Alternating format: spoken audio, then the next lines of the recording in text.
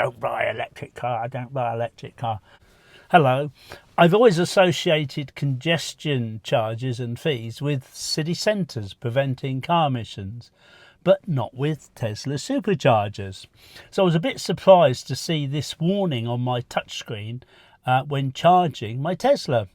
I was on a 2,000-mile road trip from Orkney to the top of Scotland, down to Heathrow, then up to Preston, down to Cornwall, Wales and Heathrow again.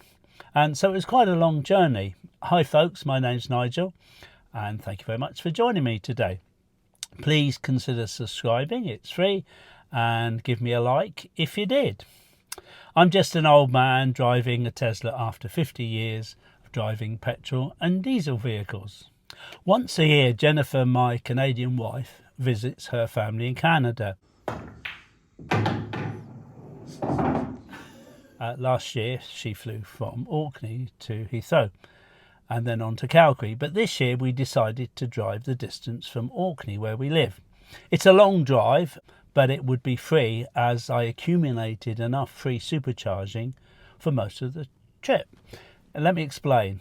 Free supercharging, aren't those days gone with some of the old Model S's? Well, no. Tesla don't advertise. They save millions, billions on the advertising. They rely on word of mouth. And there's a lot of people like me that like their Teslas and recommend them to other people. And I have a link that will be somewhere on the screen, and it's also down in the comments, that if you click on, it takes you to the Tesla website, and then if you buy a Tesla you get a discount. It will show you what it is, or a product, 3 months, 6 months on a product, something like that.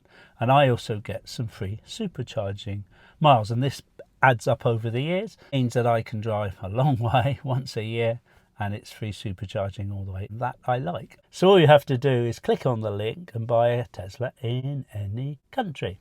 So we booked the overnight ferry that starts at Shetland. We boarded it at Kirkwood, took us to Aberdeen. It arrives about 7 o'clock in the morning. Other times we've also taken the Gills Bay ferry, not far from John O'Groats, to St Margaret's Hope in Orkney. That takes about an hour and a half. It's a much shorter journey and it goes 3 times a day. The Aberdeen ferry is dearer. It's less driving if you're going south. Simply on a long road trip, there's no planning, just enter your destination on this touchscreen and it gives you all the directions and it shows you all the percentages for the journey, how long you're going to be at every supercharger and how long it will take. So there's absolutely no need for range anxiety. On one occasion, the next stop was 2.5 hours away, but I couldn't wait that long. I needed a coffee. So while driving, Jennifer adjusted it and we found a supercharger much closer where I could get a coffee and at the same time charge with electricity. You don't sit around waiting for the thing to charge. You do other things. You stretch your legs. You go to the loo, maybe get something to eat or coffee.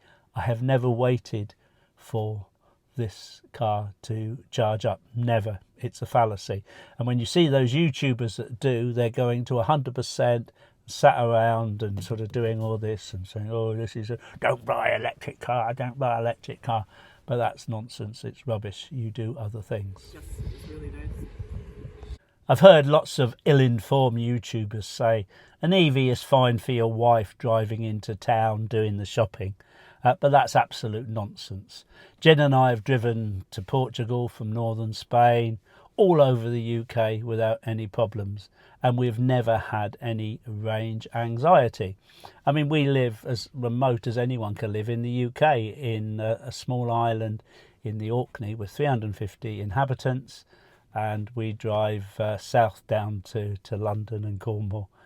I'm about 170 miles from the nearest Tesla supercharger or service area, so we are very remote. We charge at home and that is great, and it's about 1/8 the cost of petrol. More here because it's a bit dearer here. So I was charging at the Cardiff Tesla supercharger, no one else was there, and it stopped charging when it was at 80%.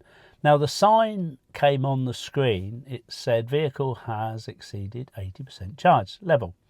Congestion fees begin in 5 minutes. Please move your vehicle so others may charge.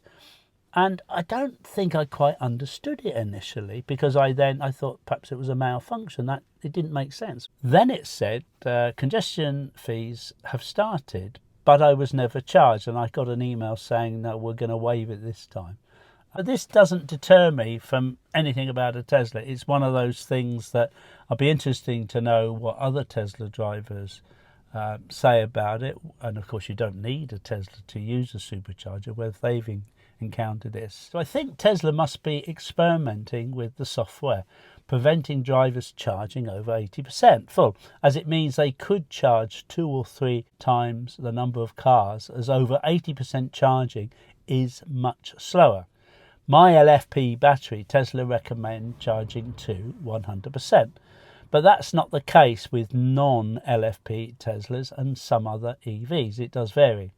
Now, I was the only person charging, and this has never happened before. But it hasn't put me off, because it was a minor irritation. And of course, reversing into the Tesla Supercharger is such a delight. The only thing you have to do is plug the thing in. It's so simple. Walk away, get a coffee, and do something else.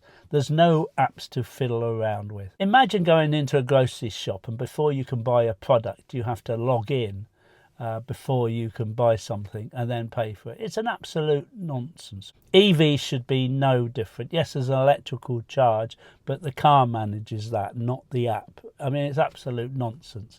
And it's certainly a way of slowing down the transition to EVs. Companies do it because you're more locked in. You should be able to go to any EV charger, use your card, and get electricity. What's difficult about that? Tell me, will you? Someone tell me! So please leave any comments below and use my link if you are thinking of buying a Tesla in any country. And we both get something extra from Tesla. I'm certainly never going back to petrol or diesel ever. And yes, I mentioned earlier that I've been driving for 50 years, but I did a lot of driving because I was a driver in the RAF for 5.5 years, and then I became a rep driving all over the country. And I often used to think, when I was driving the petrol diesel cars, hundreds of miles a day, thousands and thousands, 40, 50,000 a year, there's got to be something better than this. And of course, by the time electric cars came along, I was no longer a rep, so that was a bit of a shame. So I've certainly put my share of CO2 emissions in the atmosphere, of which I'm certainly not proud of. I'd also like to mention Andrew, who I ran into at the Everything Electric show, and his channel is The Electric Transition, and we had a bit of a chat, and it was very strange when you see people on YouTube and then suddenly you're talking to them, and I recognised him and he recognised me.